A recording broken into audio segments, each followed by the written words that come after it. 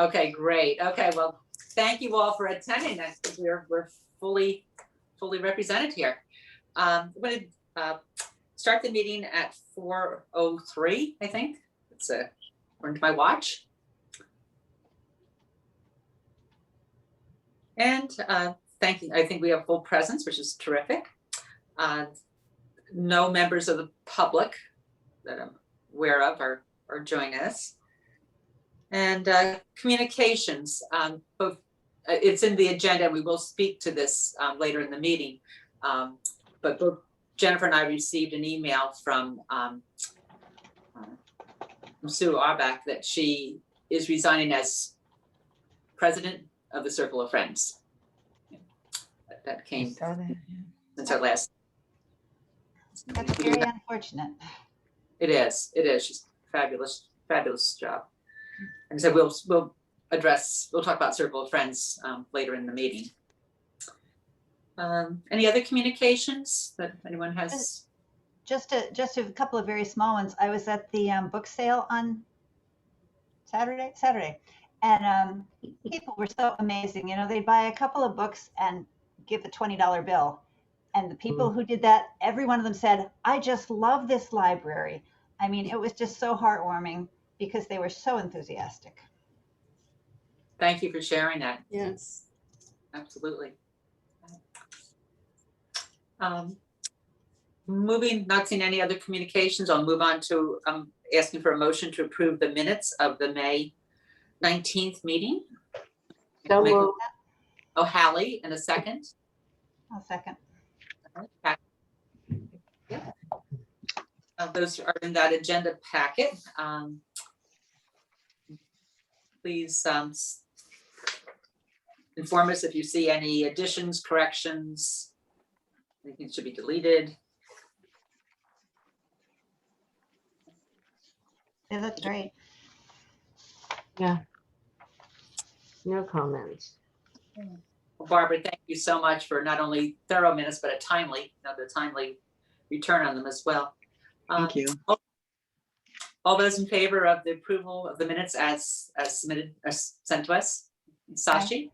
Aye. Aye. Okay. Any abstentions? Okay. Great, motion carried. And turning it over to Jennifer for statistics and then your report. Sure. I don't have a ton of things to say about statistics because I think we talked briefly about it last time that, and I'm going to talk about it in the old business, you know, a couple of things that I would like to bring to the board about adjusting some of our statistics as spoken about at the last meeting. So there are just a couple little items I wanted to note. If you go down to Google My Business, total searches, I have no idea where I pulled that number from, but the actual number that should be adjusted for total searches is not 7,344. It's 13,709, quite a difference. So I just wanted to note that. I also wanted to just briefly mention ebooks. As we've talked about for quite some time, the increase in usage. We were able to, at the end of this fiscal year, to put more money into the ebooks since it's, you know, increasing with checkouts, but more importantly, moving forward in our budget, we have allocated more money for that going forward, but we did have a little bit of reserve money. So we added to ebooks because of the popularity and the demand. So I just wanted that noted that we are putting additional funding to that. And it's paying off.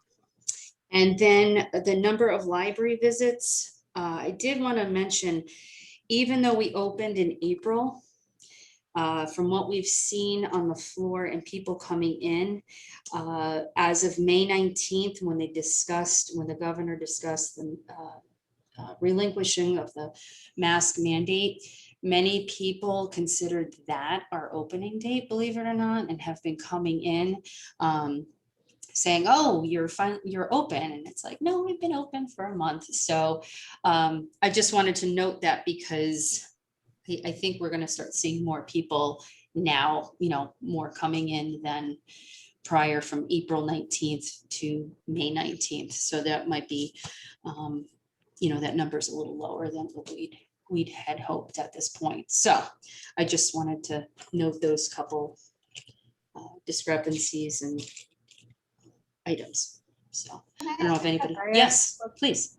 I was just looking at this and thinking to myself that, we're comparing 5 years worth of data, Mhm. but I mean, evidently, 2020 was not a representative year. Very, I very was true. wondering if it would be helpful to do a month by month statistic. So like we see how many people came in April, May, June, Mhm. compare the growth, maybe not for every category, but maybe for the circulation statistics. So to inform us, I mean, comparing it to last year, of course, isn't very helpful, but Mhm. maybe comparing May to June and June to July and running some kind of statistic like that might be informative. I don't know if that's possible. Well, I'm happy you said that because that is one of the statistical changes that I would like to make. I think it would be more appropriate, not only because of the craziness of COVID, but again, one of the things that I think would inform you better is, yes, maybe we could do this at the end of the fiscal year, seeing or near budget time, we could see a progression of a 5-year, how things statistically worked out. But I think for benefit for you and for me, it would be nice to see, okay, last month, we've trajectory, upwards or downwards, and why, and maybe I could speak more to those monthly fluctuations than say, 7 years ago. I don't know if that would be, super helpful every month, but I think maybe annually it could be beneficial. I didn't mean to discard it. I just meant like, especially if we're going to try to do campaigns to encourage attendance or Sure. then it would be helpful to know, did that make a big difference, between May and June and July as we do more outreach? Exactly. I agree with you. I that's one of the changes I would like to make. So Good. glad that you saw that. Just to jump in with that, you were not suggesting that we do away with the 5-year comparison. No. No. Just to have another, some other subset of data to show us that, okay, May, as Jennifer was saying, wasn't a month. People didn't realize you were fully open. Mhm. But now in June, okay, is June going to show a significant increase? And then if we do a media campaign, will July show an even better increase? Mhm. So you can sort of gauge, are your efforts to reach out working? Sure. Or are we Mhm. at a certain level? I agree with you, Rosemary. I was having the same thought at exactly that when I looked at the statistics earlier. One other thing I wondered about was if you've been able to notice, I don't think you can capture this numerically, but whether the number of children coming in is commensurate with the number of overall people or small. I'm hearing such worrisome things about the Delta variant and kids under 12 who can't be vaccinated that I'm wondering if parents may be keeping their kids home more. I can tell you pretty, I can tell you that we are not seeing the families just yet. Yeah. I do believe it is because of that. I do believe also there's a couple things going on. School is not out until tomorrow. That's one thing. So school age kids, we're not really, we're starting to see they're slowly coming back. People are being very good about keeping their children that are over the age of 2. They are still keeping them masked, which is great. We just had a discussion today about when is it appropriate to bring back things like toys and play items for the children. I don't feel comfortable putting those out until at least the fall for the simple fact that they are not vaccinated. The schools are still making masks a mandate until the end of the year, which is tomorrow. So they're even questioning at the school level, whether or not masks are going to be appropriate come fall. So we're just being a little more cautious in that vein.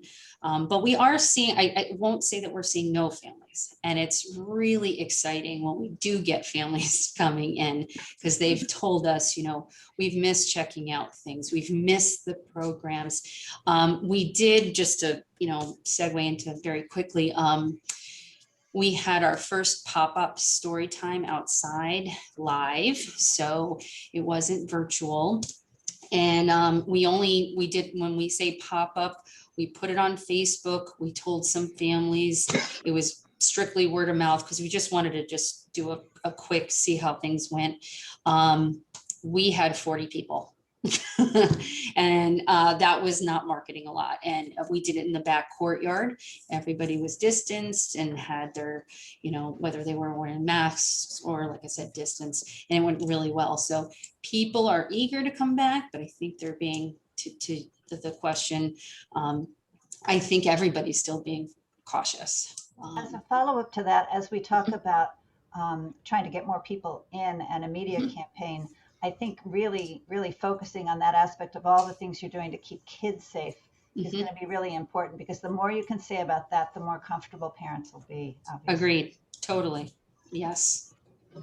Very much so.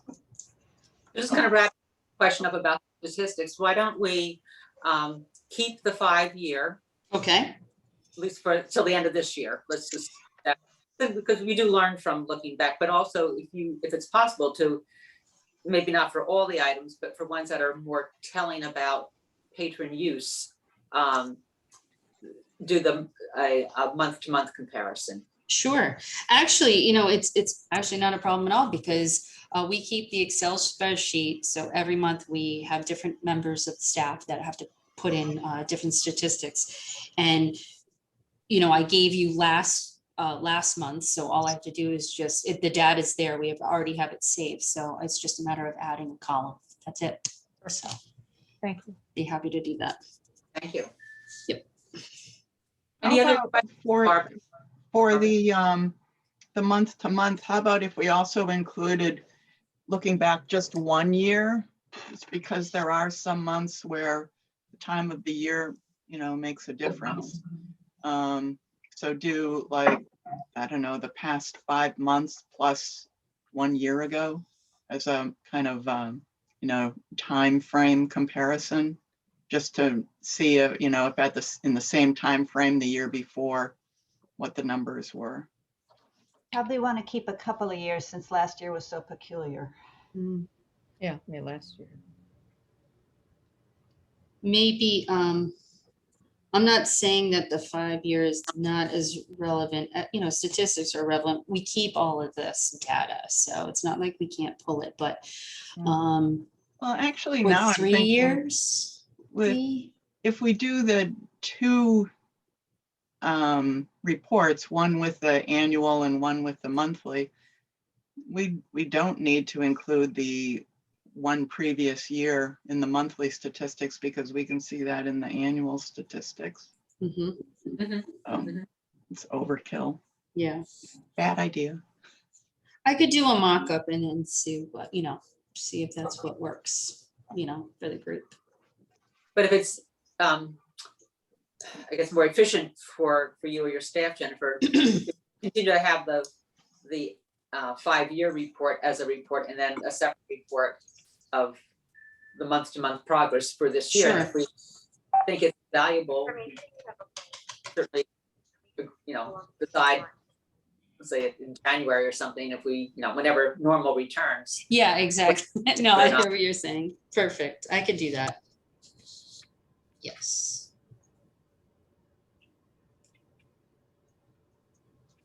Okay. Any other questions or comments about the statistics as they were presented? Jennifer, do you want to move on to your report when you're? Sure, absolutely. Just want to touch on some things. I mean, obviously you can read some of the items in the report, but I just wanted to touch on We did children's librarian position interviews this morning. We had 4 candidates, and I think we've made our decision today. So we're hoping to get that person in pretty soon. The beauty part is we already have our summer reading plans all laid out. So I don't want to say this person can just start whenever, but we have some flexibility on when they can start. So I'm happy to report that that's completed. And then our library aide positions have been filled. We filled 2 slots. One of our library aides has moved over to Mystic and Noank as the circulation supervisor, which is great for collaborative purposes. And they start next week. So And who we're is very that? excited to have new people on board. Jen? Yes, Jen, who went over to Mystic? Jess Trejo. She's Oh. fantastic and Yeah. going to be a great asset to them. Okay.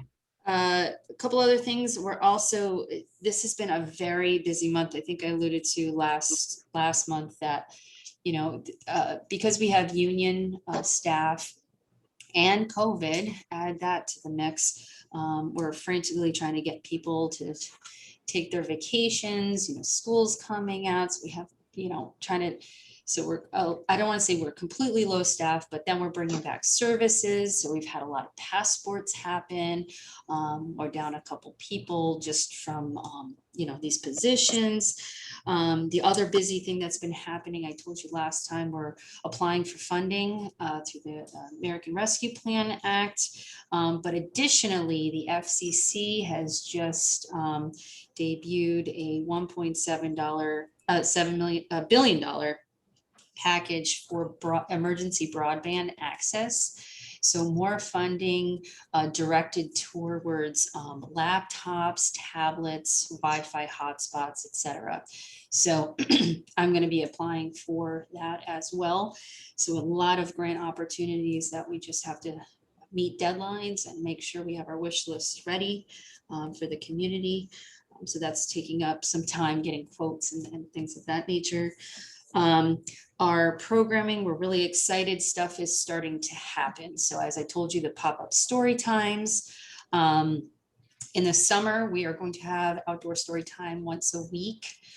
We have other events planned. Our summer reading program is going to be a huge, you know, grand opening kind of situation. We have teen programs and a lot of music programs. In fact, June 21st, which is next Monday, we're having Make Music Day. We're having a performer at the Senior Center upper parking lot. So if you're interested, it begins at 5 p.m. and they're going to be playing for 2 hours. The band's called Nosmo Kings. And they play everything from rock and roll to Celtic music, to just about anything. So we're really excited to have these outdoor programs to encourage people that not only are we inside, we're outside, and, you know, we're getting back to some normal, hopefully soon. And also a really cool thing is workforce development. Jessa has been contacted by the day. They are going to hold another job fair, and it's going to be at the Marriott. We go every year. Last year it was canceled, but this year we are going to be reattending, and we're really excited because we've been, Jess has been helping a lot of people, not only because of the pandemic, but the Job Workforce Development Center in Montville is still closed, and they're still taking virtual appointments. And Jess is able to actually meet with people now to assist them. And she's come out with this wonderful program of putting together job folders. They're called job fair folders with all of our services for workforce development, and also, you know, telling people about the job fair, how to do resumes, and how to book appointments with her.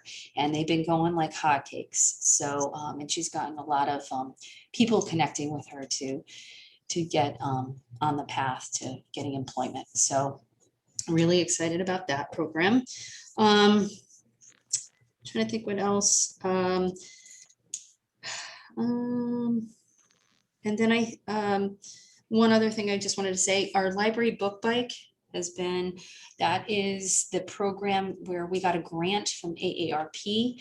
And that was via the Friends group.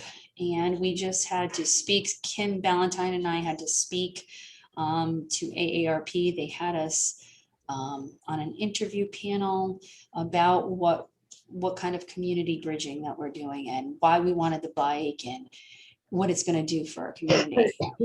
And we're hoping the bike is going to be ready for our the July 4th parade. We're hoping to debut it there.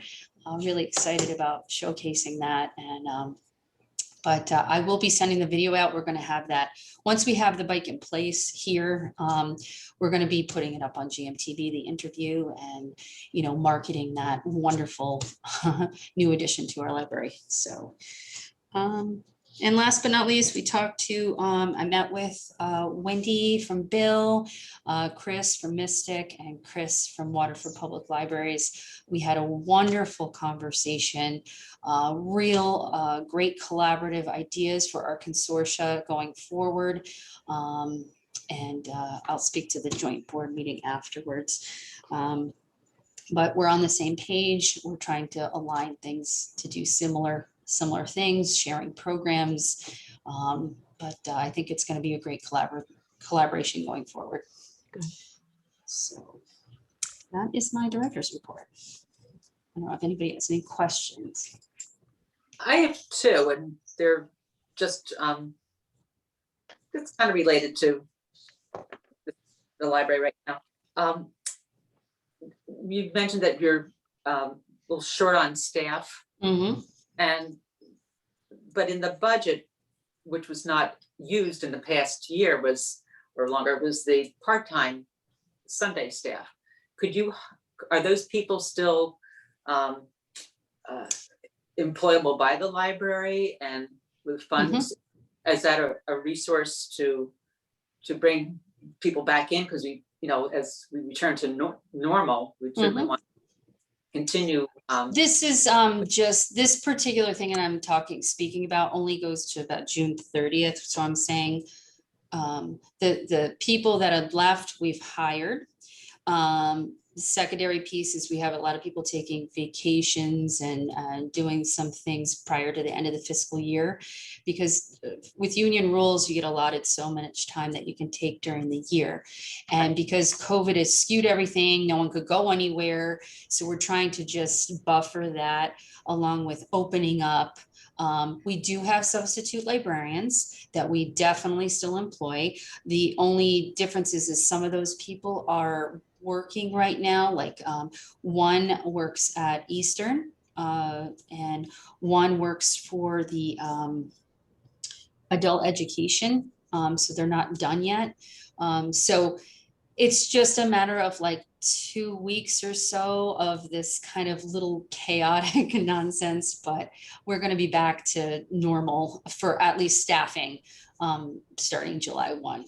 So it's just this June period is a little chaotic at the moment, but yeah, no, going forward. In fact, I was laughing with the circulation supervisor today because they said, oh, once these library aides start, are you going to put them at 18 hours immediately? And she's like, no, we don't need that just yet, but we have the capacity to give them 18 hours should we need it. So I think we're in a good spot right now. It's just, and we're easing people back into, our hours, expanding them and getting back to business, fully. So I think it's a temporary. And my other question, just kind of off the top here, not count, but would you say, what percentage would you say the summer programming is in person versus virtual?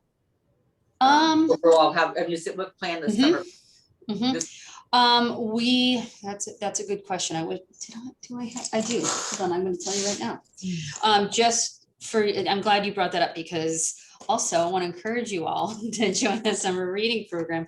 We had our program professionally printed. We have a bingo board on back. So all of our programs, including adult children, teen and excuse me, adult are all listed here. So it tells you, we only have, let's see, I'd say maybe 40% online, or maybe less than that, maybe 30%. We have a lot in person, Good. weather permitting. But the other thing too is we just found out yesterday that the school is going to utilize us as a drop-off point for food, because the food program for breakfast and lunch is extended for free until September, depending on what the state says. It might go longer. But so what that means for us is they can eat. We haven't been allowing food in the building just because, you know, we don't know who's vaccinated, we don't know who's not, but we've put additional patio tables outside. And as you know, we've been working on the garden outside. So there's many locations for people to eat outside under an umbrella at a patio table. So we're going to encourage the kids and families and whoever else. You're more than welcome to eat here. Just make sure it's on in, you know, these specific locations. So that will be, you know, the school is working with us on that. So hopefully, did that answer your question? You did, thank you. Oh, okay. Other questions or comments about Jennifer's activities report?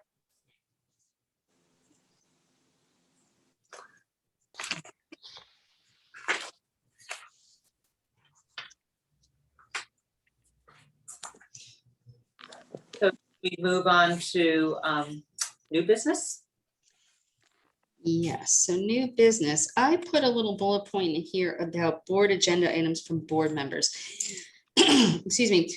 One thing I wanted to, you know, I was telling Marie at some point that I'm feeling like, you know, I spent a lot of time talking and I love informing you. But if there's anything in future that you're interested in, you would like me to talk about, not just at the meeting, but like, so I can plan or prepare if there was something you wanted to learn about that I can talk about, or we can have a discussion. I welcome the agenda items. You can email me directly and I'll put it on the agenda. I don't want you to constantly think I'm the one who has to control, you know, how the meeting's going. I'd welcome, you know, any discussion on anything library. So just if there's anything in the future, please don't, you know, please reach out to me and I will put those on the agenda items. Doesn't have to just be communications. Can be just about anything. So. And I also encourage you to, you don't have to go through the chair to put an item on the agenda. Yeah, absolutely. And then I guess our discussion on Circle of Friends. So yes, we found out that Sue has resigned, thanked her for her service. And then we were, Marie and I briefly discussed, you know, what does the Friends look like going forward? And one thing that came out of Marie and I's discussion, I think, is I would love to have input, maybe have another discussion, or I mean, get started here. But I have worked at other libraries before. I've had fully functioning Friends groups. I think the challenge with this group over the many years is it's been through a lot of interesting situations. And I know one thing for Sue, and COVID especially has skewed a lot of things. And, you know, we were out of touch with our members, doing all the nitty gritty stuff. She was taking on a lot of responsibility. And what our hope was originally when she took it on and Kim and I discussed was to get a fully functioning board. That was the initial intent. We put Kim as a liaison to the Friends because we figured if we had an in-house person that could move them along and help them be their advocate inside the building, you know, to move forward, that would be the best thing. Kim has a lot of experience with fundraising. She has a lot of experience with grant writing. And so we thought it would be a great fit. And it has been. I mean, Kim does an amazing job. But you have to have people willing, if they're gonna volunteer for this kind of board or position, as you know, as you come to the meetings, they have to come, they have to be present, and they have to, whatever job they decide to take on, they need to, you know, actively do that job. And so I think going forward, one of the things we definitely want to do is just step one would be, we need to recruit. We need to tell new people that may be interested what exactly the Friends is, what they do. And for those who don't know, I mean, you've heard about money and fundraising. They are, bottom line is they are a fundraising and advocacy group for the library, period. And so we just want to translate that to people, get people excited about being on a board, being interested in helping us, supporting us, much like you all do. And I told Marie one of the things that I'd be really excited about, I know all of you have a fabulous network of people that you know, whether it's in town or your professions, or however you can lend a helping hand to that end.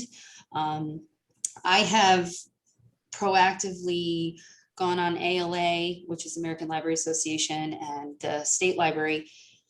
They have wonderful resources on what a Friends group is, how to deal with them, how to work with them, how to have them as your advocates, how the library board is involved with them. So we have great literature and great background that can help support us going forward. But as I see it, Kim is going to limp this along until we can have an in-person meeting with the few people that we do have, and start looking at how do we market that? How do we market Circle of Friends?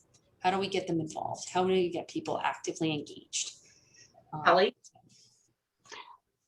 I just want to reassure Jen that this is a very typical problem. You know, my friends group at Bill, there were some years that they were just gangbusters, and other years it was like pulling teeth. Yes. Get anybody to commit and show up and do anything, you know, and it's cyclical, and it's typical of volunteer groups to Friends.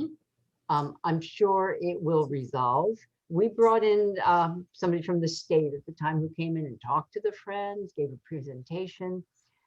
We did all, you know, went through all the hoops like you are, and it will resolve itself. The people are out there. I swear it's cyclical, you know, and maybe now that people are tired of being in their houses for a year, they'll want to come out and do something. But absolutely, you know, just so you know, this is really pretty typical. If you look at the literature, oh my God. Well, I appreciate that, because one of the things I printed out from I don't know if it was the state or when the first page was like, sometimes you're not going to get along, and sometimes you're going to get along, and sometimes no one wants to do anything, and sometimes everybody wants to do everything.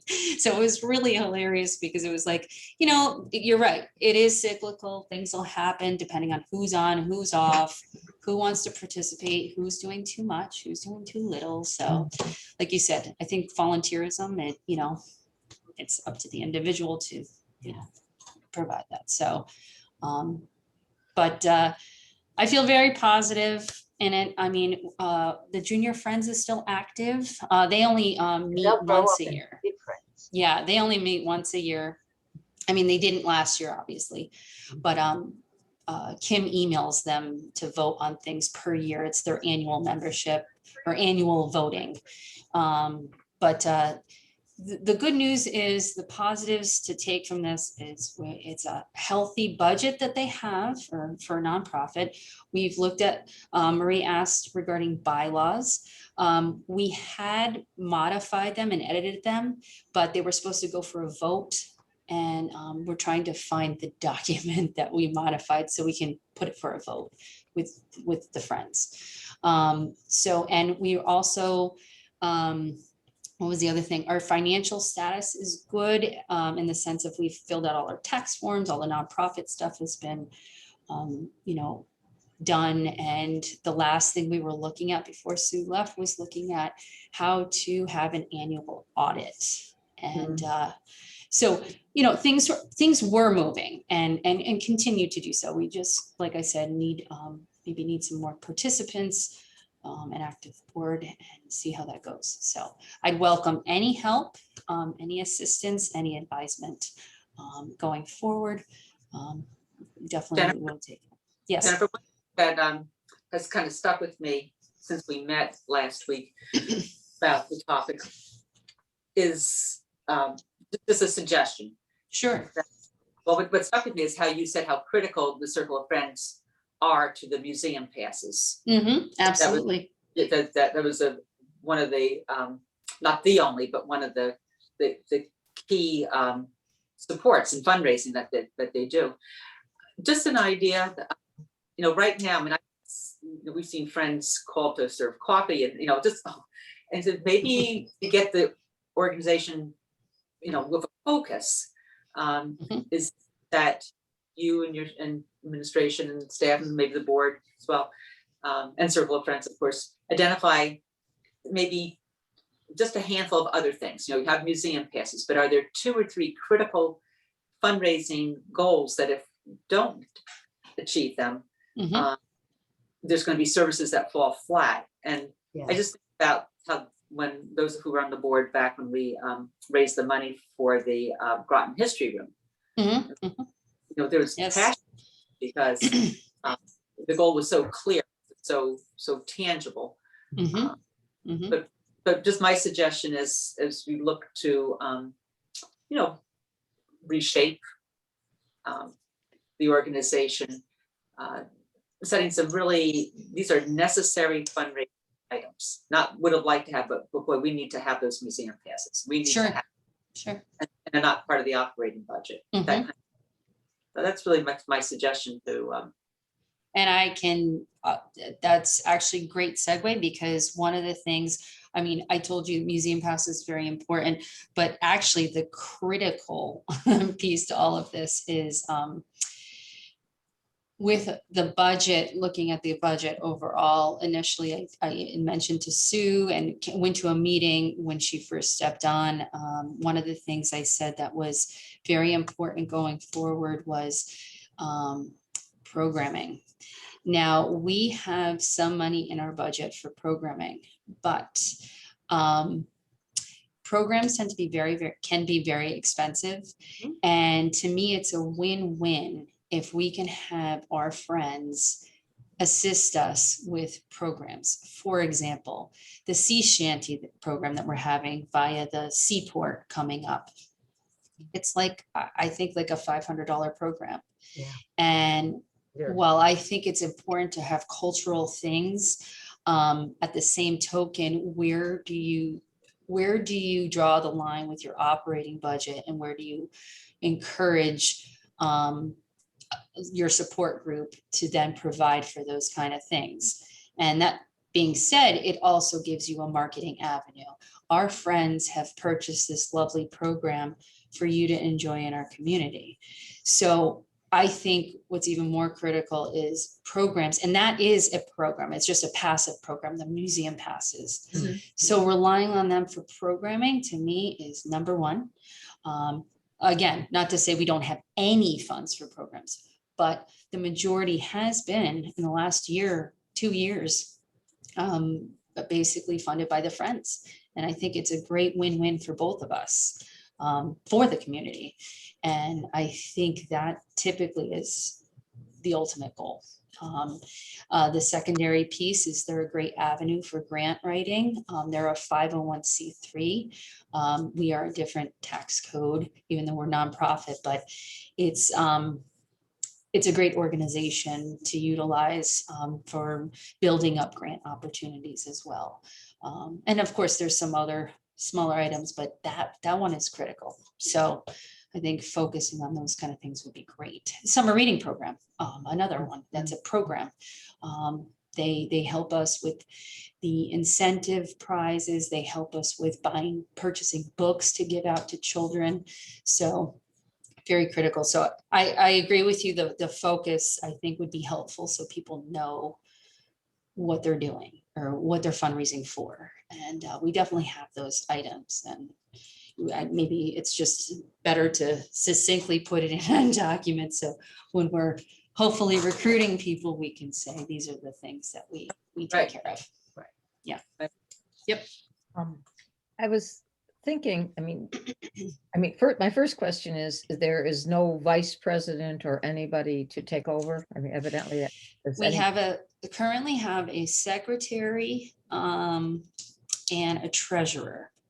The treasurer is wonderful. However, she is off-site. She does not, she hasn't been attending meetings in person. But she does have access to write checks and do some of the financial Right, things. but there's no, No, we had a vice president, but they had to step down for some, I believe, health related reasons, so they could not continue. Because the whole idea was if the president could not, do it, then the vice president would move up, but we haven't gotten there yet. Marie, do you remember a long time ago when the Circle of Friends was reconfiguring? There was a big meeting on a Saturday and everybody came, and it was actually like trying to sort of figure out what is the group's identity and purpose. Remember that? Right, I do. And was it purely fundraising, or the Circle of Friends sort of indicated that maybe they would gather for social things at the time? A lot of ideas were thrown out to try to make the group feel like more than write a check. Mm-hmm. Mm-hmm. And a lot of those, there were a lot of good ideas, but a lot of them didn't come to pass. So I guess the question is, to me, you're identifying what you want the fundraising to do for you, Mm-hmm. but what's the group's core identity? Is it simply to get people to give money, or is it to become a group where people know each other and come together in activities that raise funds? What's sort of the identity of the group? Yeah. Not Well, just for your purposes, but for the group's purpose. That's well, what- I was only speaking to what our priority needs are, but a What is- Friends of the Library group is an advocacy group and a fundraising group. Those are the two main purposes of this group. If it wants to become social because they're enjoying each other's company, sure. But those are the two main goals of a Friends of the Library group. Yes, so. Matthew. Matthew? That's very, very interesting what Rosemary said. I was obviously not been here very long at all. And other than receiving some letter and sending a check to the friends of the friends, I've no idea.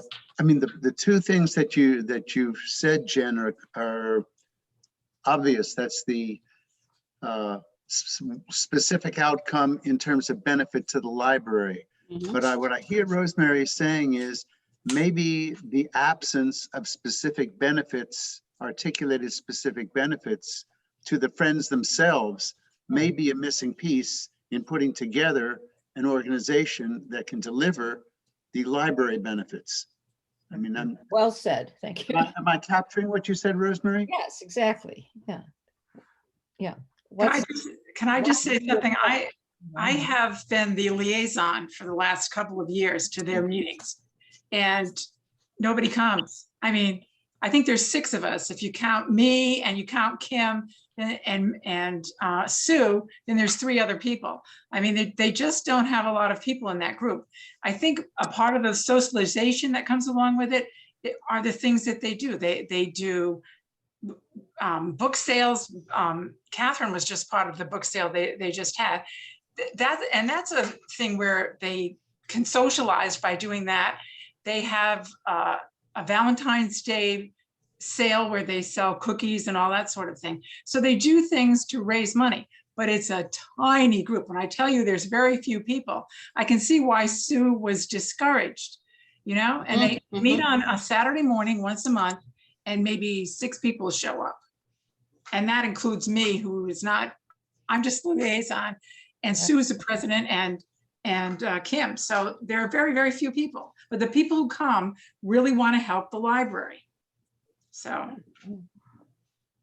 Well, I guess all I'm saying is maybe if I don't know if this is accurate. I'm just shooting from the hip without having given it a lot of thought, but maybe if we look at it as a social group that revolves around a function of helping the library, rather than a library group that has some social function to generate library help, maybe that might make it more attractive to recruit people. And for example, the monthly meeting can be a Saturday morning, but it can also be a 4 p.m. or 5 p.m. in the summer, and get together and have a dish to pass. And you know, again, a real social function at which the library business will be taken care of.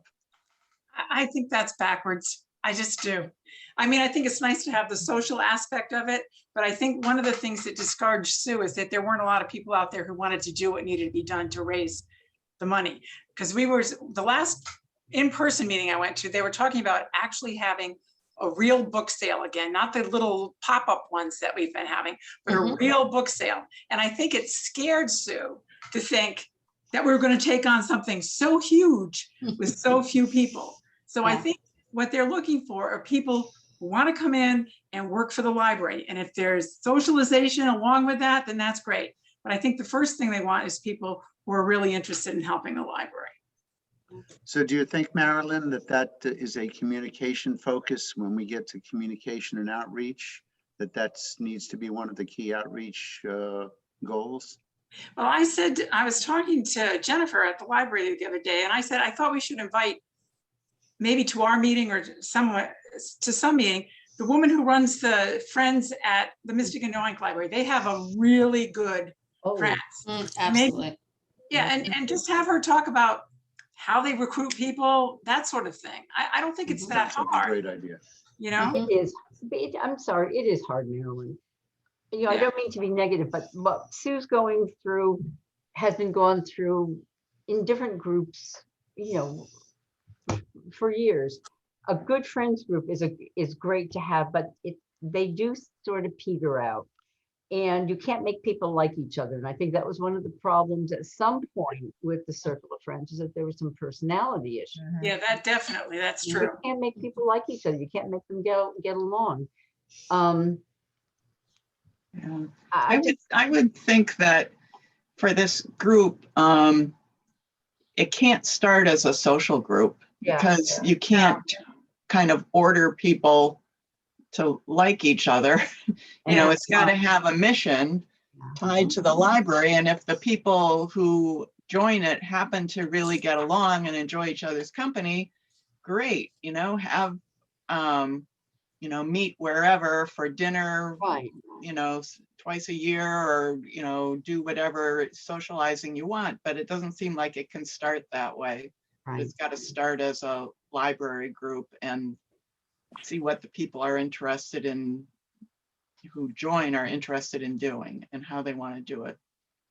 And they need to know what's expected. What do you need them to be? Yeah. If they are to be raising money for children's programs, or if they are specifically, you know, if museum passes are a real big part of it, then they need to know that these are the things you're expected to fund or to, you know, raise money to do. Right. And people's time is short. And I think if they understand that participation is critical, and, you know, they want to know, like Hallie said, what's expected, what do you need from me, what's my commitment to this, and can I make a difference? That would be my. How do I you? think having that marketing piece that you just said would be great. However, what's really critical for people to understand, and I know what you're trying to say, Rosemary and Matthew, but I can't stress enough, the existence, the reason for the group is exclusively for the library. It is advocacy, like you do as a board, advocating for the library, writing letters, whatever, spreading word of mouth, The other thing is, it is the fundraising.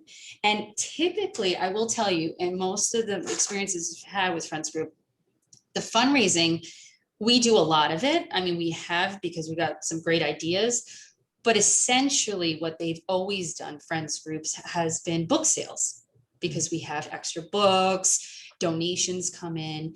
That has usually been the bread and butter of that fundraising idea. I mean, some libraries actually have stores. They have Friends of Library bookstore right on the premises, used books. And that's a lot of where the funding comes from. All the extra stuff of fundraising is all dependent upon what the group is interested in fundraising. Like I'm telling you, the priorities of what we need. I mean, it's really based on what they want to fundraise. It's not really what we want to generate fundraising. So if they're interested in saying, as a board, let's say they had a board and they recruited people and they just said, we would prefer to do books, book sales. That's what we would like to focus on, is fundraising, book sales. Maybe that's it. We have done a lot of fundraising just because there's been opportunities, and we've been able to fund things that either fund things or things that we have as priorities, but it's all based on what they can fundraise for. But it shouldn't be driven by what I think. When you have the active board, they can create their own direction. We're part of it.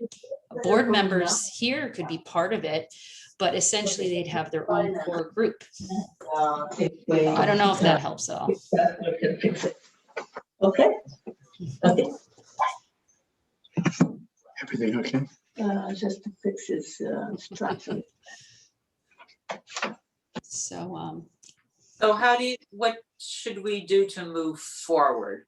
Marilyn, I really value your opinion because you're the board liaison who's been the part.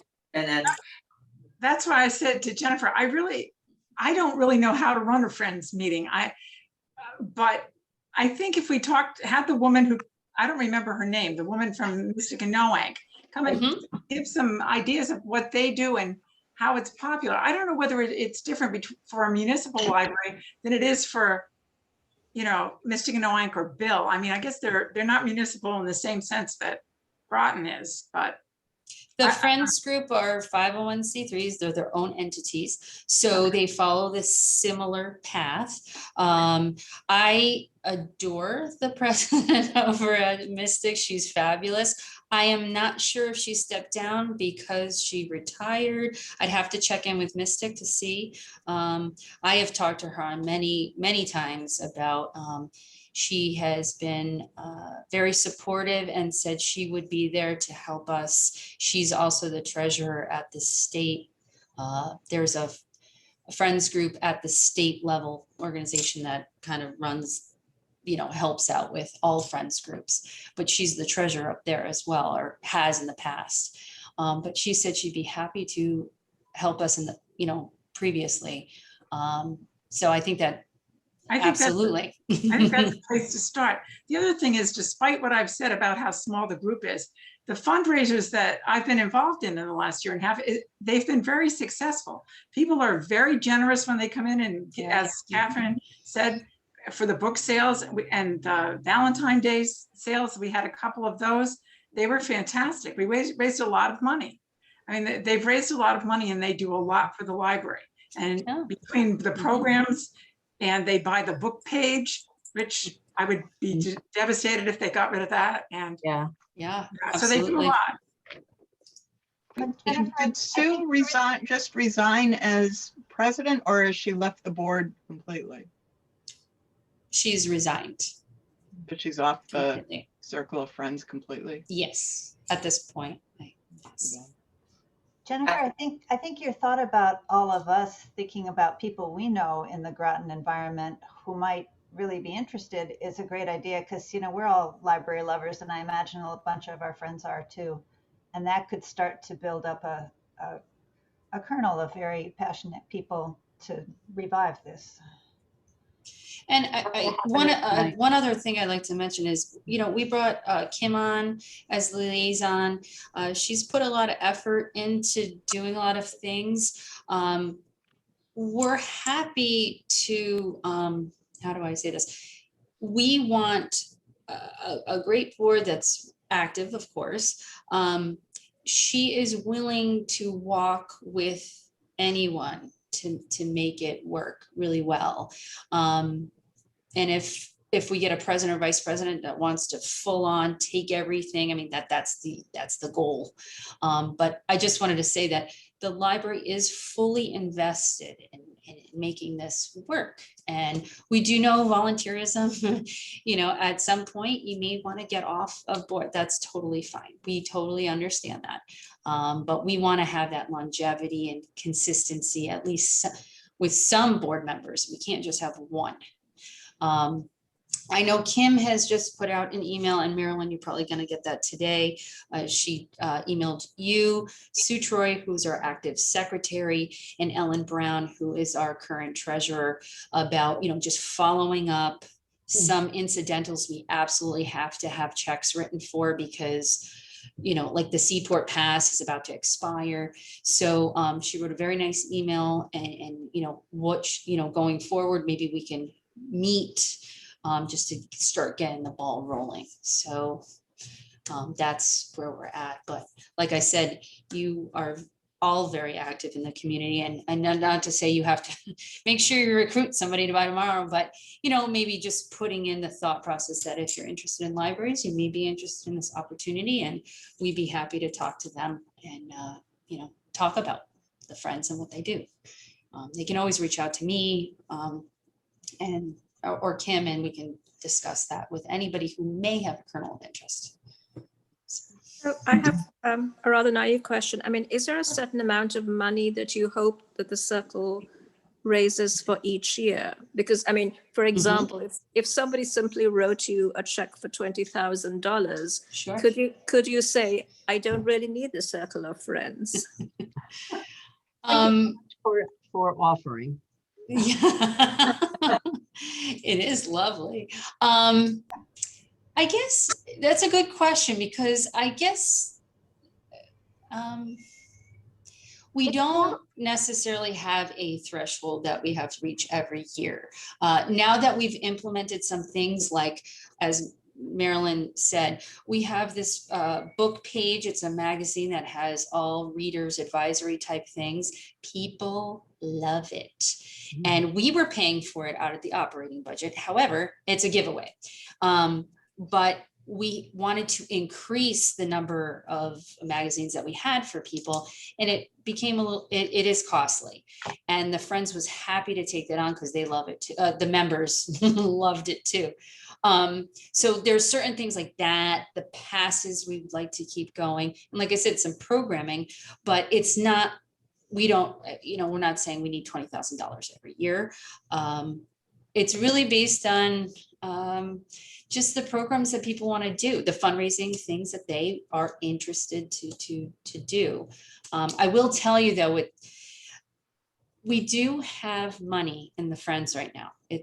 We have a decent amount of money, but as a nonprofit, you're supposed to spend that money. So I think that's the goal every year, is to make sure you're spending for the necessity of the whoever you're advocating for, whoever your community. So we don't have a specific number per se. With these services, I could get you a better number of what we'd want to make sure we reach every year. But because we have a healthy back budget right now, I think we can facilitate that for a little bit. I mean, for a while, before we get some new members.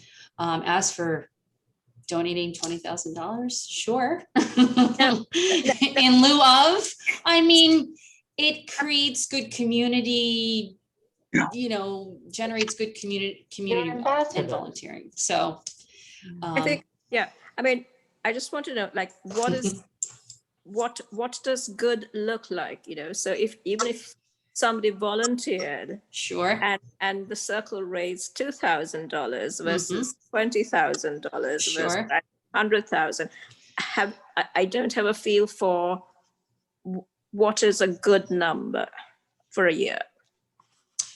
For a year, well, I'd probably say the things that we're doing now, I'd probably say, just to give a throw out, maybe having 5,000 a year would be a good goal to have every year, just because that would pay for the services that we're excited about that could help us.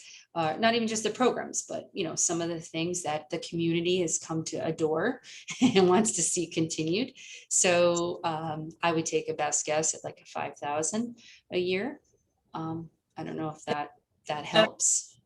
One thing I wanted to maybe bring to the board for their discussion also is that when we spoke, I believe, no, correct me if I'm wrong, there are really two outside sources of donations or revenue, the Circle of Friends fundraising, but then there's also donation, not trust. but So you have- yeah, there's Maybe we can- we have a so if small, Ashley yeah. was gonna write that $20,000 check.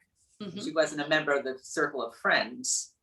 We just maybe just talk to that relationship of these two fundraising sources and how they complement perhaps each other, but they're really different revenue streams. Two different sources. So we have our operating budget, and then we have a donation trust that is basically, if somebody walks in the door and they know nothing about the Friends, or they don't want to buy books or whatnot, they come in and they say, my child absolutely adores getting the playaways that you have, the audiobooks. I would like to give you $50 to buy a couple more of those items. And I would like to give you a monetary donation. They could write a check and we would put it in this special fund so we can extract that money for that particular item or whatever they're interested to donate to within the library service. We've had people come in, they're very excited about local history. They want to see, I don't know, more yearbooks or something. They will say, I would like to make this donation for this particular purpose.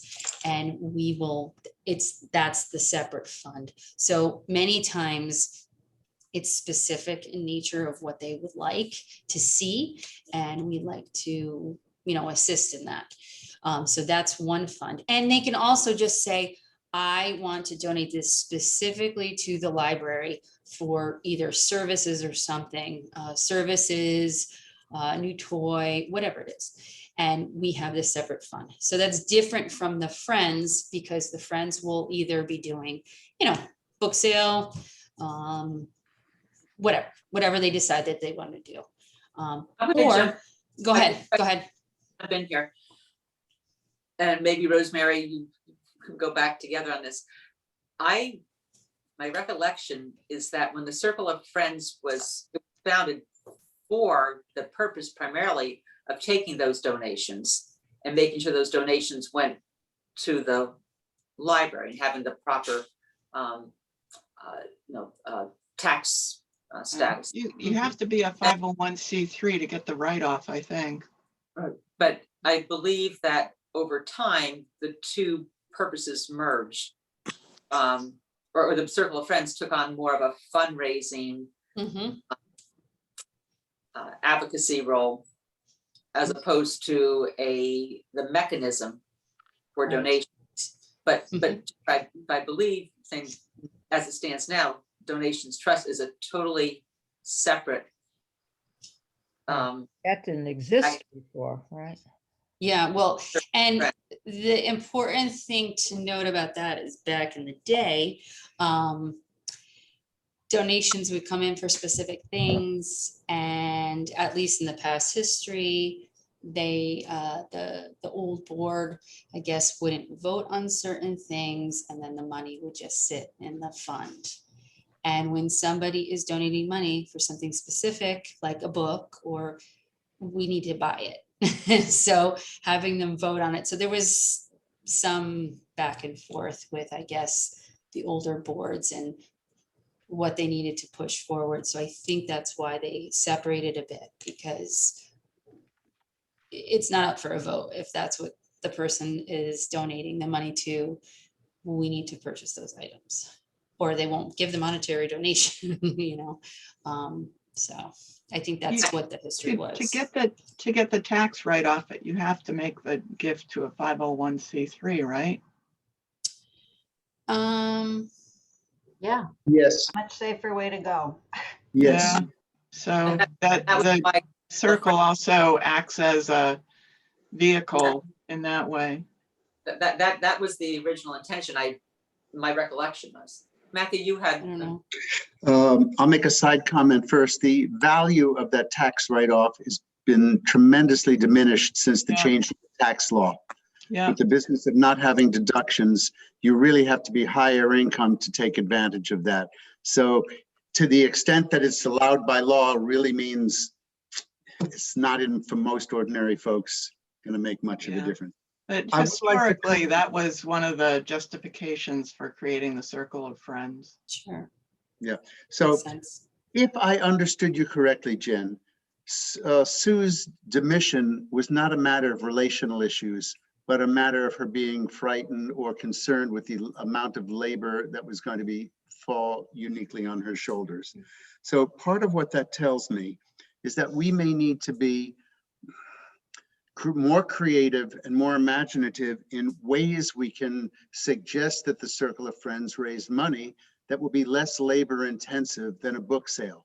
That's not to suggest we don't do book sales. I love book sales, but until we have that cadre, we need to provide them with some direction as to less labor intensive. Here are just two ideas. This is not at all exhaustive. Mhm. Frequent flyer miles for magazines. I am not kidding. I buy Barron's magazine for myself for 800 miles, and it saves me $125 subscription. We can buy a lot of magazines for relatively little miles, and many of us have lots of miles we're not using. That is a less labor intensive. Business supporters, where we have a nice little decal, which we become a supporter of the Groton Public Library Special Programs Fund. And the business, we can go to businesses, and I don't know what price points you want to put it at, $25, $50, that's for the group to decide later. But find some other ways that are less labor intensive, and I'm sure you guys would come up with lots of other ideas. Thank you. May I just say, having sat on some friends meetings, that the other people in the meetings were all for a big book sale. They thought it was terrible that we had these little pop-ups. They were so excited to go back to a big book sale, and they were trying to talk Sue into it. So it's not, I think the thing is more Sue than, the actual. One thing I did want to, I'm glad you mentioned that, because with the book sales, actually none of the friends were the ones doing the book sale. It was our volunteers who are, they may be considered friends, but they are an active volunteer group that Kim is the volunteer coordinator. And she recruits the volunteers for those book sales. So them being labor intensive was laid on the volunteers, not the friends. Interesting. So Can't the just labor- want to point that out. volunteers become Thank you, Jen. friends? Can't the volunteers become friends? Well, at one point I was telling Marie, we talked about this too, is at one point the friends and the volunteers were merged. And I don't, at first I was like, yeah, that makes sense. Just put everybody together. Everybody, is helping out.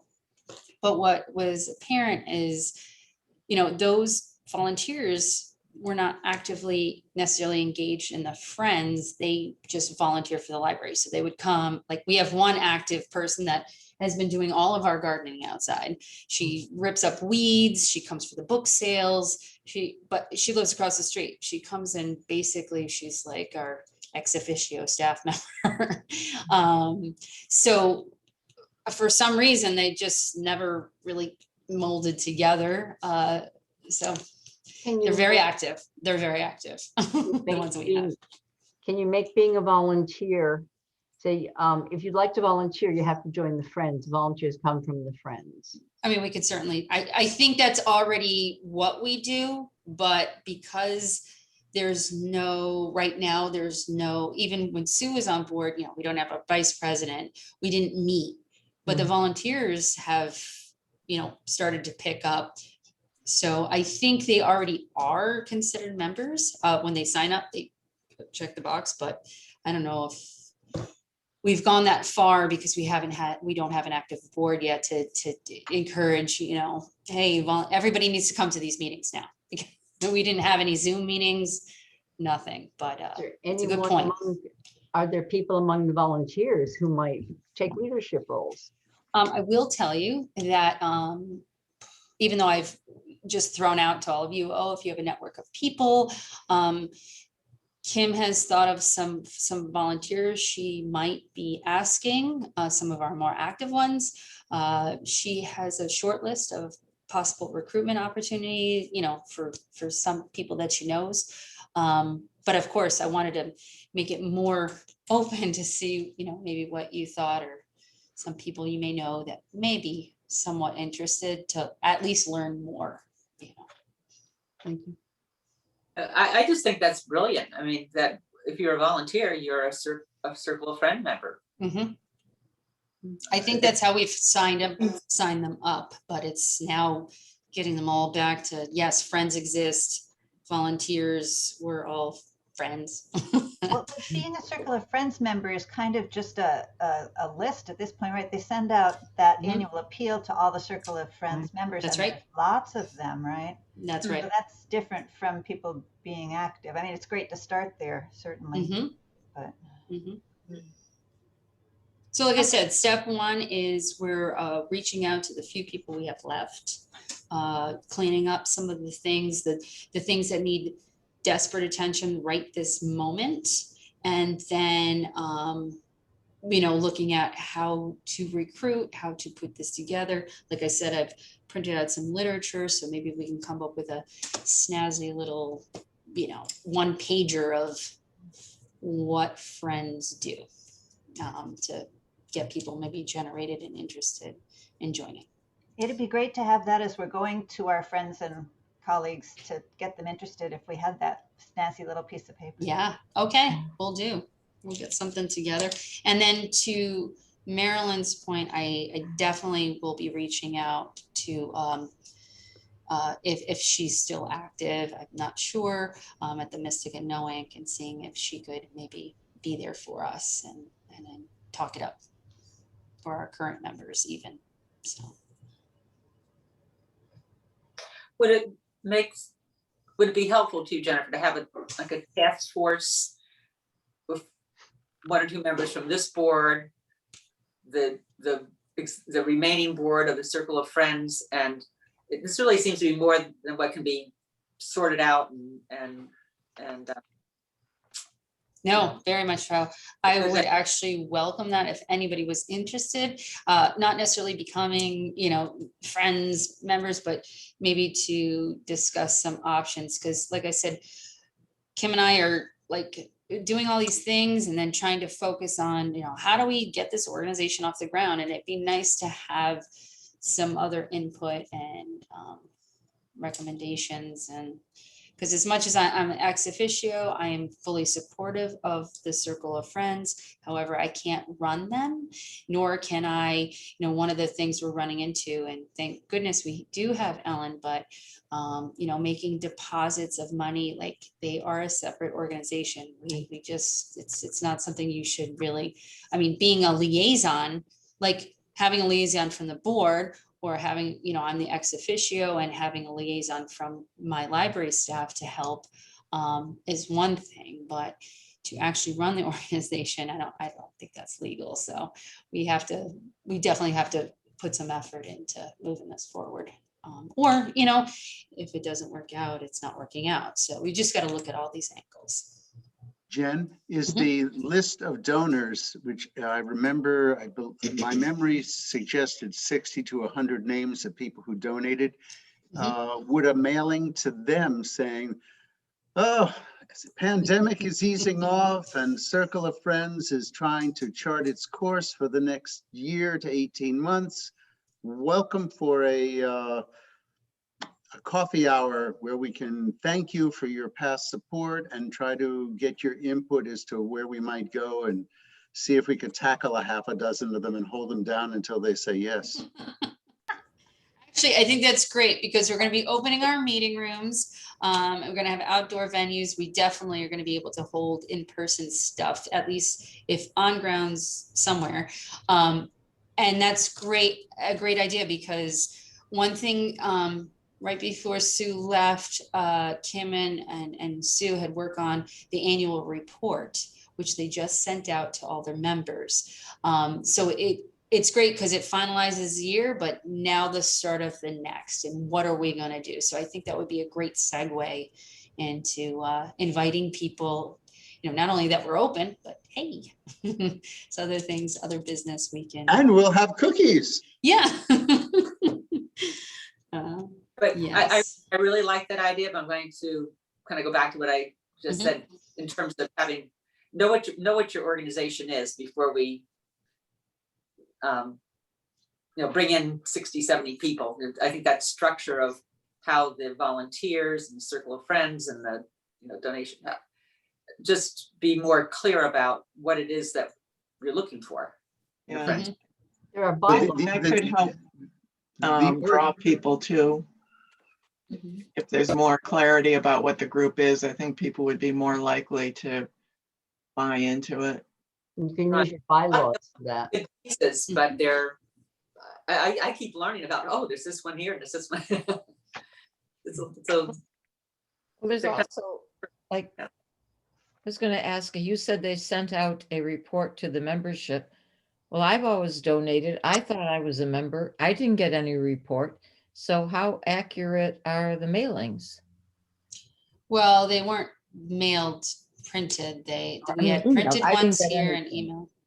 And We'd probably have to see what your. so I um, thought I was part of it. I mean, I I'm don't- just. You didn't get a constant contact?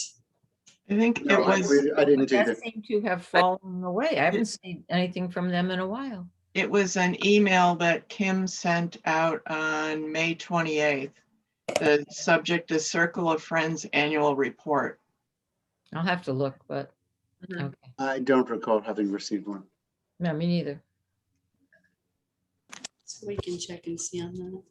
And one of the issues might be that that people's email addresses aren't linked to their donations. So even though the library has your email address, the Circle of Friends doesn't have it linked to your donation. So they, maybe that's an issue. Yeah, we can certainly check on that. Well, I don't know about you guys. I'd set my donation into the Circle of Friends, whatever address they had, that went Mhm. directly to them. But Did it? did you give them your email address? I don't recall what the form said. I filled out the form. Because the annual report was sent out by email. And if your email isn't linked to the Circle of Friends donation, probably they're just not making the connection. Could check I on wonder those with you. as a restart that, people get so many emails and they come in differently on your phone than they do on the computer. Mhm. Yeah. Like I was going to point out that I got a thing that I needed to either return or renew my books. And the way it looked on my phone said something like Cersei something something, but on my computer email it said library notification. Okay. So it didn't even come in the same way on two devices. You wonder if maybe if we're going to they could get like an address list. You talk about a snazzy card, like Catherine was saying. Maybe we should bite the bullet and the board sit down someday and do an address thing, a snazzy card in an envelope to somebody's name at their house, rather than hoping that in the thousands of emails everybody's wading through, they're ever going to see it. I don't know. It might be old fashioned, but so many emails come in on different names and different, Mhm. accounts. Mm. God knows, Right. how Well, many? it's really dependent upon if the friends want to do a mailing, because you know Yeah. that's cost, Mhm. so. Well, you that's said we why- have money, maybe 100, whatever, how many people? Well, I'm are- not saying they can't, I'm just saying that that's something that they have to just then Right. decide that, do they want to do a paper mailing? That's totally fine if that's, you know, what they want to do, because not that it matters, but the Cersei thing is a completely separate thing. That's Oh. the libraries and Yeah. our, from our catalog, but, Right, above. so, yeah, of course, I mean, if that's something they want to do and it could market themselves, absolutely. Just a thought. Okay, so where do you want to go with this? Are you asking me? Yeah. Me? Do we wanna put it Well, on we are already, like I said, we're getting proactive. I think it'd be great if you want to think about it, having one or two people who may be interested in not taking on a role, but basically advisement, you know, just being active somehow, some way that we can move this forward, or actually helping with recruitment or marketing ideas, or, you know, I guess I'd welcome any feedback that somebody may be Well, interested. I would suggest that with this board here, we look more at the big picture Okay, in terms of the structure of donations and fundraising for the library, and just put all those pieces together, maybe in, you know, before we start getting down to the nitty gritty of this, of making the Circle of Friends functional. well, the only thing I have to ask is what about donations? We are gonna keep our donation trust. We're not getting rid of that.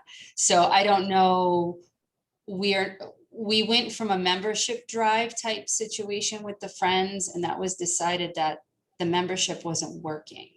Hmm. And that was purely decided by the Friends. So they wanted to do something different. And to be honest, I blanking on how they wanted to do it, but that is something that they decided. So I I'm think not with fresh sure. eyes, with fresh eyes. we Sure, are Past, put that in the past and look at what we want the future to be, okay. the fundraising. Mhm. And donations are part of fundraising, but that's just, you know. Sure. So, why don't we put this back on the agenda for July? I don't think we're gonna have resolution to this in the next month or two. Sure. You know, disagree, please disagree if you feel differently, but I think perhaps at the July meeting, we could talk more about what this board's role could be, to more as an overview. I'm gonna use that word kind of loosely, I guess, of the volunteerism, donations, fundraising, advocacy by the community for the Groton Public Library. And again, just even just so we can talk in a same voice, I guess, Mhm. and purpose. And then usually we don't meet in August, but perhaps in the fall with some renewed, you know, clarity, we can go forward. But I just want to say this, I personally don't feel it's this board's responsibility to solve all the issues of the Circle of Friends. Oh, I don't either. I never even suggested. It was more of an advisement. And personally, I don't think I should either, to be No, perfectly absolutely not. honest. In No. fact, this whole thing about donations, I am not going to give up donation trust. Oh, Customers, I know, I'm just saying that Not um, issues. especially when this organization is hit or miss at any given time. You know, No. so I agree with you. I don't want to task you with that at all. But I think At the all. Groton Library Advisory Board should be informed about all these various ways of contributing by the, Mhm, mhm. and just have conversation and some clarity about.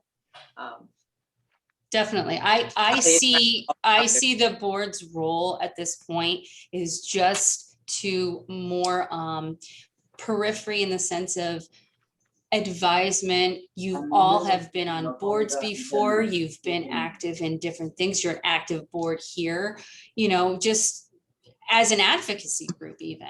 So just more advising. You know, I don't want you to think I want you to fully vest yourselves as the new Circle of Friends board either. So I welcome your opinions. I take heart to a lot of your advisement. And so that's really what I was, suggesting is these discussions do help and your ideas do help. So that's really where I was going with that. Any thoughts of what next steps should be?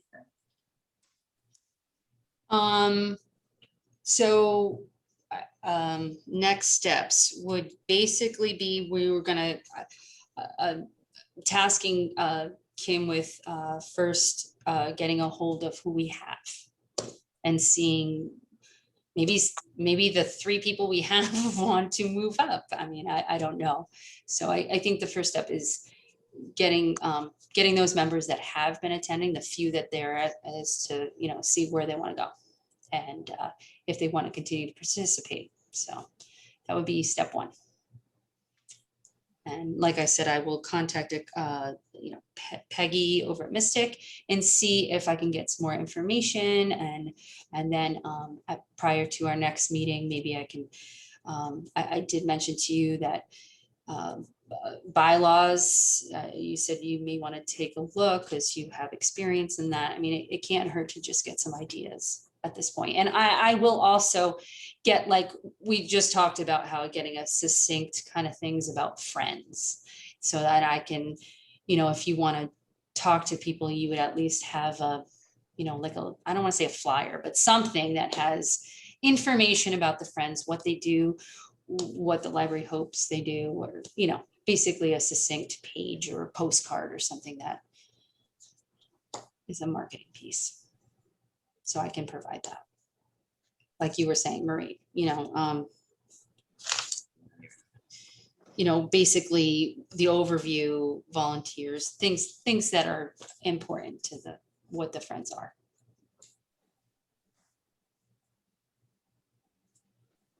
Should this board be sending a letter of thanks to Sue Auerbach? I was going to get a card from the board and send it to her. Great.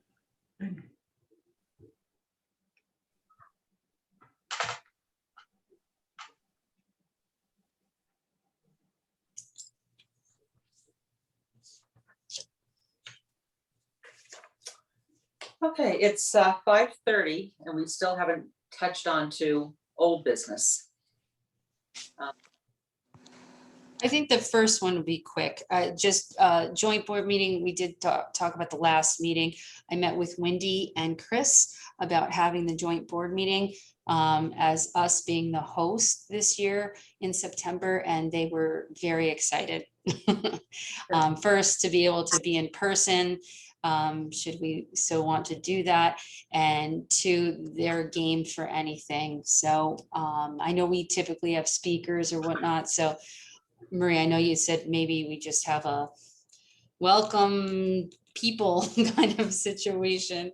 They let's said put they'd that be, yeah. For the July meeting, that will be, I think, the Okay. primary. Yep, that'd be fine. But they're very interested to do so.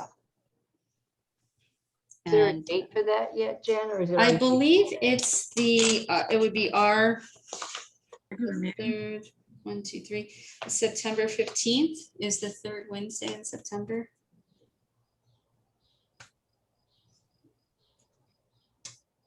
Okay.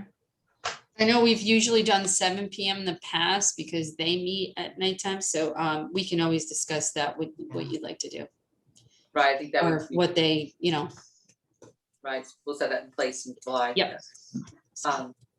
And the thinking was that with Chris Bradley being new at Mystic Noank, and the last time we had a joint meeting, it was hosted by Bill Memorial.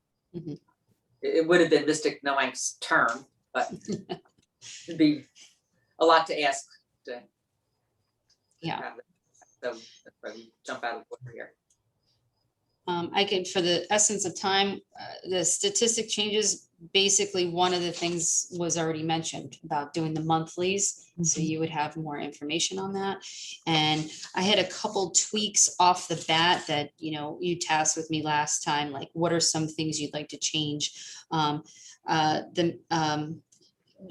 Very small things. I think we should combine things like downloadable audio and video, because we tend not to have we don't have a lot of video in our Overdrive collection. We don't have tons of things. So we could combine that.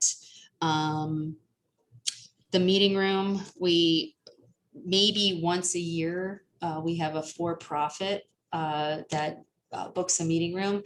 I don't know that that's really needed. We have, we talked about the websites, you know, the library homepage visits, as opposed to the visit website with Google My Business. I told you that Google My Business tends to be more accurate. So we may want to look at, you know, looking at those numbers. I can do something with that. And there was one other odd one too that I, of course, didn't write down. There's another small tweak. I don't know how you all feel about breaking out. We don't break out YA or teen related print items or even in the circulation statistics, but we break it out in programming. So I don't know if it's a big deal to put youth services for our programs and attendance as one line and combine them, because we don't break out the teens with the books, and we certainly have a ton of teen books. So I'm not sure if that would be a big deal. Those were some of my thoughts on some of the small changes. And of course, the monthly thing I think is appropriate at this time. Those were my statistical changes. Okay. I'm sorry, I have to leave. Talk to you next month. Bye, Sashi. Yeah, I have another meeting soon. Okay, so last but not least, library open hours. I just wanted to follow up with something that Matthew, we've been going back and forth. We can continue with this and add it to the next meeting. But I do want to tell you, Matthew, the email suggestion was duly noted. We are going to put out an email blast. We were trying to figure out how to do it within the CERC system, our library system. And we're also going to highlight summer reading at the same time in order to hopefully bring people in. So we are going to look to that till next week. So hopefully you should be seeing that email blast come through.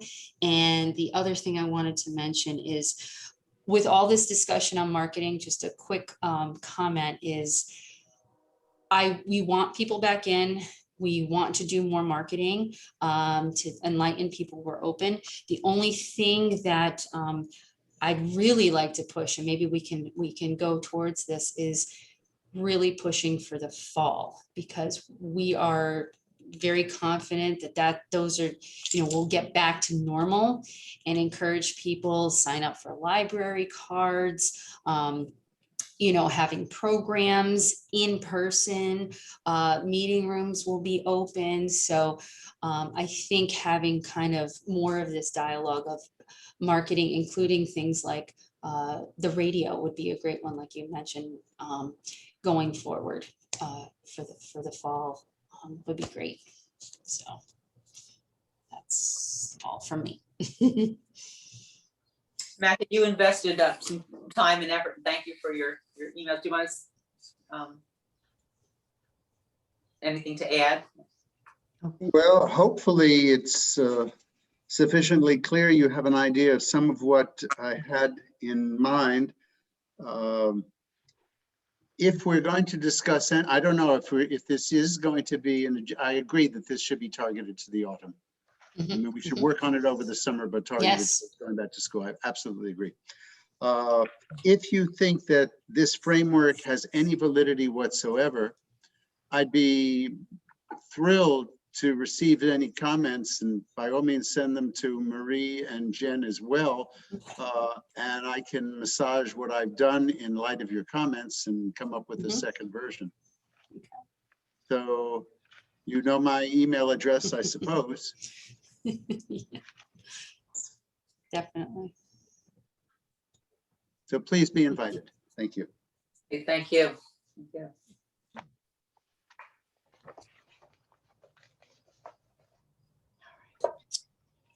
So, or just for my own clarity, because I have to admit, I was not home much today, and I printed out your Cornell and a strategic marketing discussion. Is this what you'd like us to? Yeah, this is, well, the thing from Cornell was is a technique to reach out to media, and a cost-effective way to reach out to media with storylines that we would like them to consider doing. We could go a step further and actually write the stories and send them out, but there's so much labor involved in sending something out that you don't know if people will use, that by sending out these tip sheets, if you evoke a response, then you know it's worth the time to put the energy into it. And otherwise, you just don't have to spin wheels. Nobody needs to. The other piece, the one sheet that has the blue bar at the top, that's kind of a conceptual framework. The key word is discussion. This is not a proposal, it's a discussion. And that's what I was seeking feedback from you, whether we do it today or next month or the month thereafter. But I agree with Jen. We would be working over the summer to have something in place that we can roll out in whatever form we want to roll it out, mid-August. Right. Matthew, did you send this to all the board members? I sent it out to all the board, to everybody who received the invitation to log on today. Okay. We all got it. So I would ask that within the next, the next month, that we look at this and that we put this on the agenda for our July meeting as well. Sure. So it may be, Matthew, it may be what we do for our joint board meeting in some way. So how that may be somehow. I would be I think that's even a better idea, because how do we bring the Groton residents back to our libraries? And That's a good idea. when you say joint, I would include Waterford too, because I would consider it a consortia effort. That I mean, from my point of view, I framed it for Groton Public Library alone, because that's what you asked. But from my point of view, it would be a consortia, and this list of tips would include things specific to each of the participating groups. That's a way of cross-referencing support. One other thing I failed to put in here is we could approach the Groton Times to ask if they would consider giving us 500 words or 300 words once a month, just to build it right into their schedule. It saves them the work of filling the space, and we're guaranteed a great distribution of whatever it is we want to talk about. Sure. Well, I think it certainly is very timely, and it certainly affects the 3 libraries in Groton to bring our patrons back. As someone who was a reporter for 23 years and still works closely with the Connecticut Mirror and the Day, and also the Connecticut healthcare reporting people, staffing at these news outlets is so low right now. I think we're better off drafting something, even if it's just short and really to the point, and sending it out. And like Patch, you have to post your own content. They don't have reporters who will write up stuff for you. You create an account and post your own content. So I think it's a great idea, but I think we need to come up with the content. I would lean with the Day, I would lean toward the Times newspapers, provide them with content, maybe do something monthly where we rotate among the local libraries, give everybody an opportunity to write something, because that's another issue. Reporters will look at, well, okay, I did a feature on such and such a program at the Groton Public Library last month. we can't do another one until we do something on Waterford, and we have to do something on New London. So there's this parity issue from town to town, so that I think if we can do something all together that shows we're working together and provide the content, I think maybe the Times group would buy that. I'm not sure that they would want to do something if it's also that they would want to use the same content as Patch, but I would prioritize the Times newspapers over Patch because Patch has a fading audience. Yeah. The other thing, sometimes if we're having a program, if Mary Doe is going to do a program on basket weaving or whatever the program is, if we can get a photograph of Mary Doe demonstrating doing some basket weaving, we can send in a photograph in advance, which with a cut line, and that almost serves the function of a story in some regards. The day does not like to run submitted photos. The Times newspapers will. I mean, it's all kind of the same. It's the same organization, but their bar is higher for the day. The day will generally only run pictures that their staff photographers take. The Times group is a little bit different. They will accept submitted photos, but then again, you have to be really careful because if you keep submitting stuff, they're going to get to the point where it's like, oh, another photo or another, big story from the Groton Public Library about some program that they did last week. So it's got to be, I would make it more of a joint effort with the other libraries. And I think the idea of doing a column, like they do the local history columns, and Streeter does one, and the guy, I can't remember his name, I think he's in Waterford, he does one. And then they do a lot of history stuff right now. They do. I think we should be fighting to get some library stuff in there. Yeah, agreed. Are you comfortable with the idea of including Waterford in the consortia, or would you like my thinking to focus uniquely on the 3 Groton libraries? I think it should be Waterford, the Groton libraries plus New London. I think with the day, it's got to include New London or they're not gonna buy it. Jen, is that something you would want to broach with the New London librarian? Well, are we talking to two different things? So the joint board meeting is typically just our Groton libraries, period. But as for connecting the dots with some marketing, the director used to work here from New London, and the new Waterford director used to be the Mystic and Knowing director, and she's fantastic. And I think we can make something happen if Yeah, I think if it's a column that circulates among the libraries, the more the merrier. Yeah. Definitely. But I think if it's a column that's in the Times newspapers, that if it doesn't include the Public Library of New London, it's going to be really difficult. Okay, Barb. I would recommend that we keep our joint September to the Groton libraries. Could you guys hold it down for a second? Okay. Not you. I better have. I would recommend that we keep our joint meeting, and I'm looking at Hallie. Groton libraries, but what could come out of that discussion is this project of the rotating newspaper column. That could be something that we, an action item that comes out of that meeting. But let's think about what that joint meeting in September could and should be.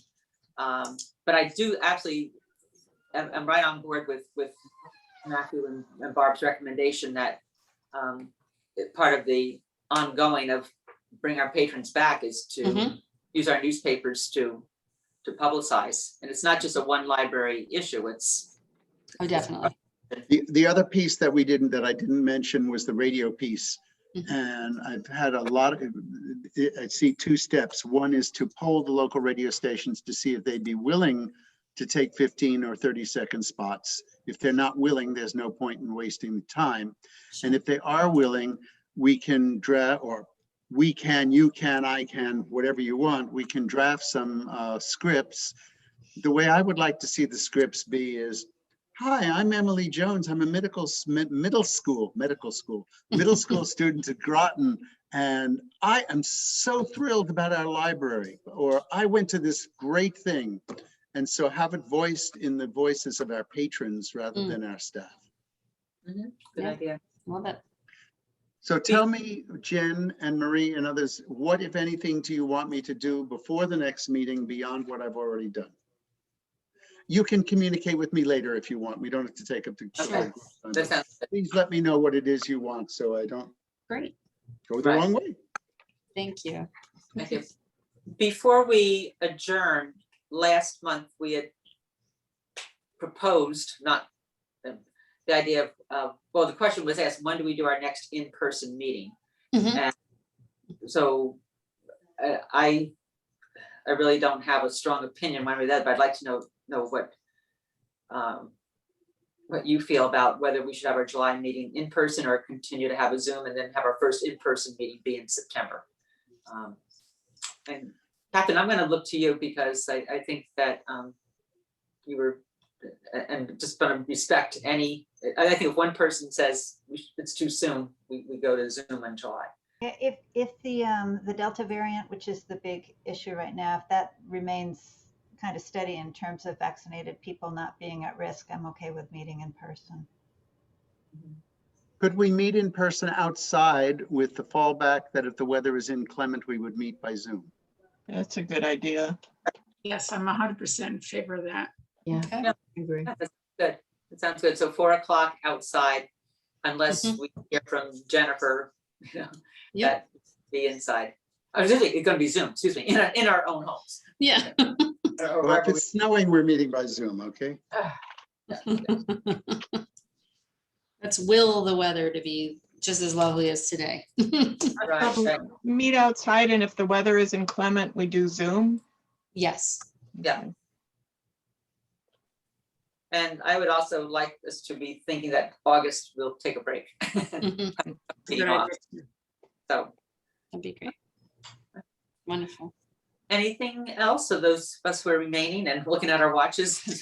I know. Thank you for staying so long. That's why I wanted to wrap up the I statistics. got some 'cause I people knew- from out of town, so I got Thank to you. have a blessed Have a- day, everybody. Motion to adjourn Yeah. at Bye, Matt. 50. Matthew, a So second, move. Marilyn. Thank you. Okay, Yes. Somebody Thank second it. much. Who made the motion and seconded? I saw Matthew making the motion and I Marilyn. made the I'll motion. second it. That's fine. Whatever. Okay. Sounds So long, good. everybody. Thank you. Bye. Yeah. Bye. Take care. All right. Bye-bye. Thank you I so gotta get much. going. See ya. Okay, see you later. Bye. Bye-bye.